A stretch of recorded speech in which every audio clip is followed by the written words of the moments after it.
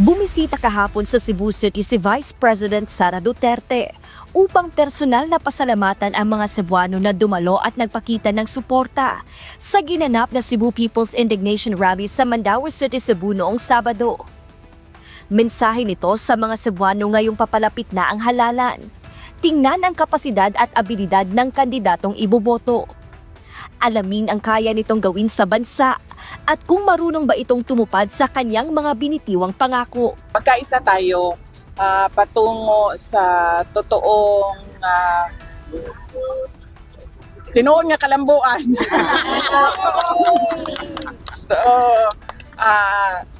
Tinuod nga kalambuan. Karong yung maabot na pinili ay paminaw nato ang mga saad sa mga politiko. Unya tan-aw nato kung unsa ang iyahang nabuhat kaniadto, unsa iyahang kapasidad, unsa iyahang abilidad. Dili lang ta moboto tungod kay pareho ana.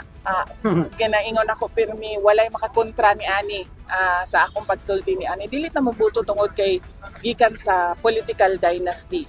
Diba dili na moboto tungod kay anak tungod kay Duterte ang apelyido, anak ni Digong. Tanaw na to ang tao.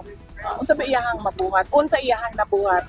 O ang pinaka-importante sa tanan, kadtong ni saad siya sa iyahang mga buhaton para sa ato ang nasod, nahatag ba niya?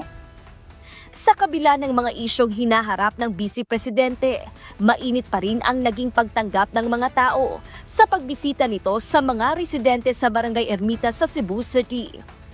Kasama ni VP Sara sa naging handshaking activity, si dating Cebu City Mayor Michael Rama at ang iba pang miyembro ng Partido Barog Team Rama.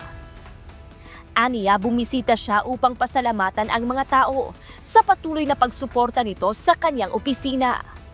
Dagdag ni VP Sara, nakadaragdag ng moral para sa kanyang mga tauhan na makita ang patuloy na suporta ng mga tao sa kanilang trabaho at mga proyekto sa kabila ng mga paninira sa kanya. Nagapasalamat ko sa tanan mga tiga Cebu City o Cebu Province sa ilahang pagdawat sa ako adinhi karon sa ako ang pagbisita dinhi sa inyong lugar. Di na maihap kung kapila na ko nagbisita dinhi, pero pasalamat ko nga mainiton gihapon. Kanunay permente ang pagdawat sa ako adinhi. Gladys Tuwabi, UNTV News and Rescue. Diyos ang aming sandigan, serbisyo publiko ang aming pinahahalagahan.